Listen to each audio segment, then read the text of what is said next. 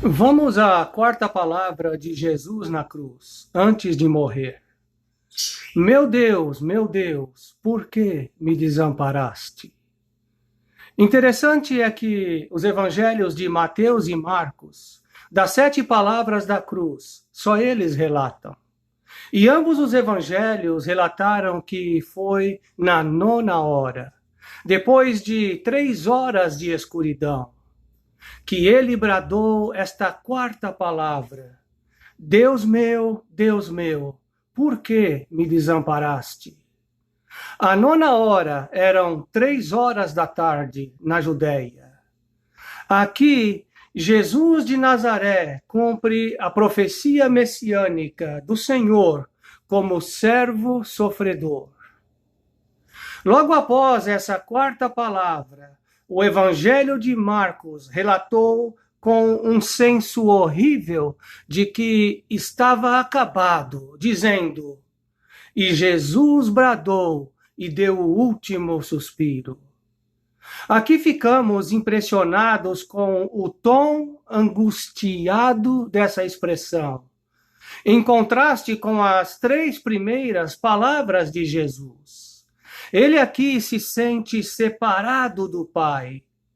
Jesus aqui na terra era 100% Deus e 100% homem. Esse clamor doloroso do coração de Jesus, Deus meu, por que me desamparaste?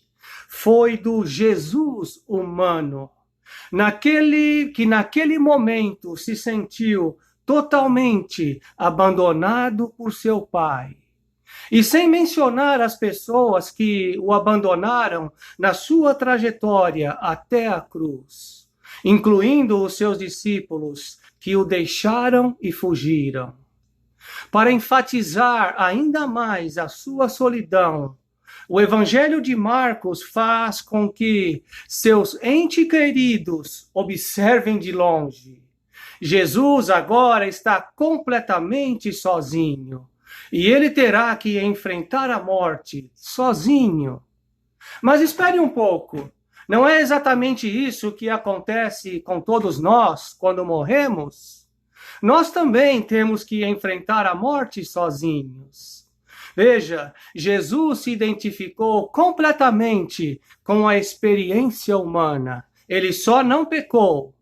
E ele o fez para nos libertar do poder do pecado.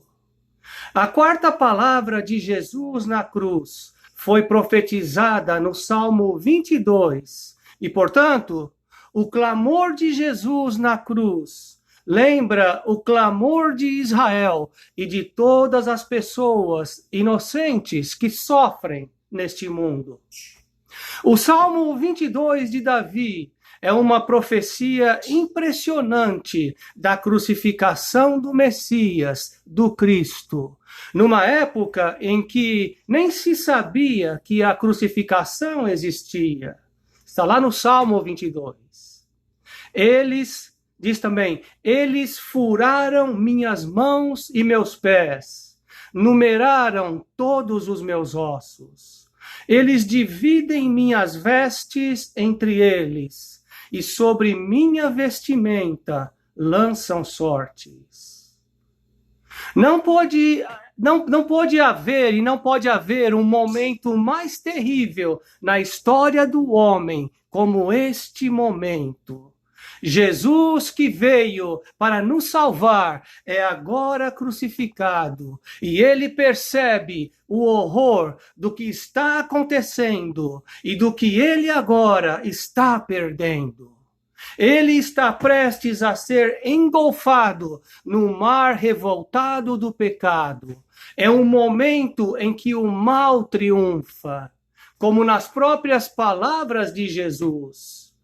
Esta é a sua hora, a hora do mal.